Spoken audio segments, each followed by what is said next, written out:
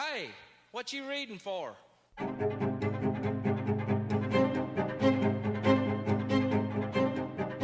Hey, what's up, YouTube? I like fiction that it explores the darkness. I like fiction that challenges me psychologically and emotionally. I am not afraid to be disturbed or unsettled. In fact, I seek out books that do just that. But that is not enough. I also need my fiction to be well written. I need special attention paid to the craft of writing, to the craft of storytelling. I am not an easy reader to please. However, recently I read a book that did all those things for me and more. So I am very excited to talk to you today about this amazing book. I'm very happy that you've decided to click on this video. If you like content about books, about people sharing their opinions and their experiences with books, I'll ask you to help out this channel, give the video a like, consider subscribing. I do not have a Patreon account. Instead, I am a writer. If you like your fiction dark and a bit weird at times, I would encourage you to check out my books. That's a great way to support the channel. And I think they're good books too, though I might have a bias there. Blurbs and links in the description box. Now let's get on with the video. Deliverance by James Dickey, published in 1970. Now, there was a hit movie adaptation made from this book that came out in 1978. I had seen the movie before reading the book, so I did know what I was getting myself into. However, that did not prepare me for the experience I had with the book. Briefly, the story: four men leave behind their boring desk jobs in the city and head out to a sparsely inhabited mountain region in Georgia to do some whitewater canoeing on the Cohahlawasi River. That's fun to say. Whitewater canoeing on the Cohahlawasi River. These men, much like readers of this book, I suspect, are ill-prepared for what awaits them. Now, I would classify this book as literary adventure with survivalist elements, similar to David Morrell's First Blood, which is also an excellent book. Though Deliverance might be more literary and maybe not quite as action-packed as First Blood. Though I would not consider it a horror book, it is dark and disturbing, and I think horror fans would enjoy this book too, especially those who like their horror more on the literary side, like The Night of the Hunter by Davis Grubb, or The Haunting of Hill House by Shirley Jackson, Beloved by Toni Morrison, in that vein. We need to talk about the inciting incident, and if you have seen the movie, you know what I am referring to. It is a tough scene, a scene of SA, which is YouTube speak for an assault with SEX as the weapon. I knew this scene would be in the book because I'd seen the movie, and usually that's enough to get me not to read the book. I do not have the stomach for that sort of thing. However, I had heard so many great things about this book that I told myself, it's probably just a few pages. I can get through that, right?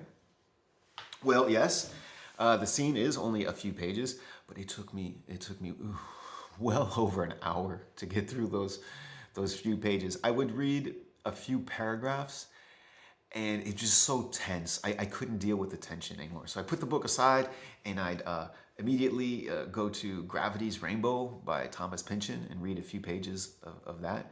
Gravity's Rainbow is a thick book with just big blocks of words strung together without a conventional narrative structure.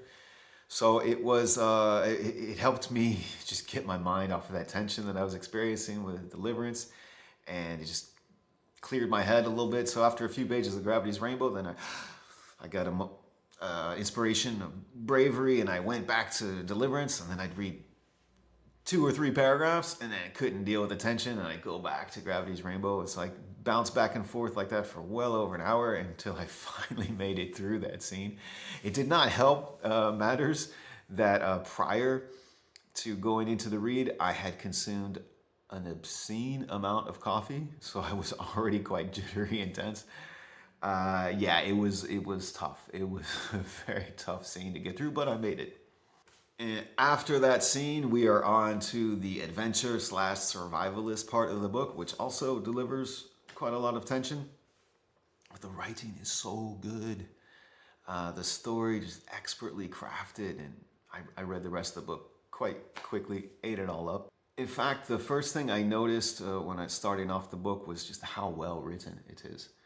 I knew that something important was being said, and that the author had taken a considerable amount of effort to examine his subject and his themes before launching into the story. There is one passage in particular. The men, they're in their canoes, and they've just gone through a set of rapids and are about to enter another set. And the narrator, who is one of the 4 characters in the book, he is contemplating the life he left behind in the city, or temporarily left behind. And he considers all the skills and experience he has acquired that he uses to run the ad agency in the city. And then he considers the river he's on, and the rapids he's about to go through, and the savage land that surrounds him. And he's thinking to himself, you know, all the skills and experience I have, they are completely useless to me here. And he wonders, is that freedom? And that line, in the doubt he expresses with it, it really struck a chord with me. You know, it's one of the major themes of the book. We as a human race, we are animals on this planet Earth, yet we have gone to extraordinary lengths to separate ourselves from nature, to set us apart and protect us from nature. And we live most of our lives in a constructed, carefully crafted environment that is quite unnatural. And in doing so, we are to a certain extent strangers in our natural world, to the point that we are sometimes ill-equipped to deal with what's around us. Nature is now something foreign and frightening that we are often ill-equipped to face. We have been freed from many of the dangers and inconveniences of the wild. But is that freedom?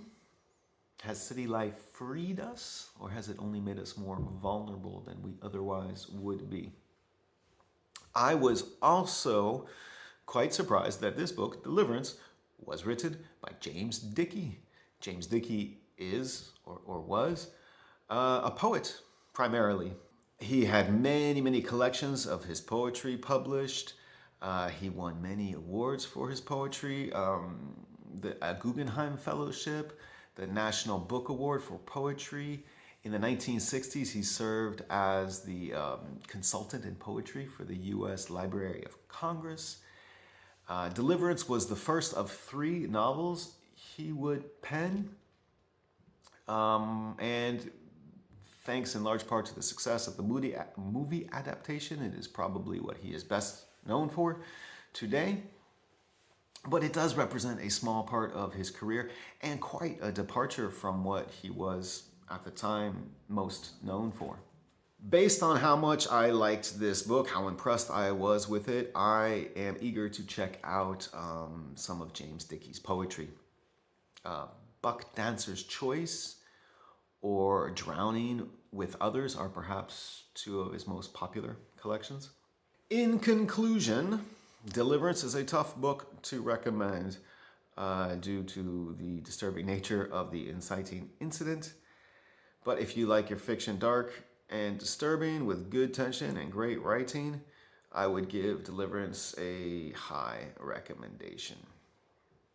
And if you've read it and like me, you loved it, and you want to read other books by it, again, what comes to mind is First Blood by David Morrell. It has survivalist elements like Deliverance, but it leans more towards the action than Deliverance does, but it's a great book.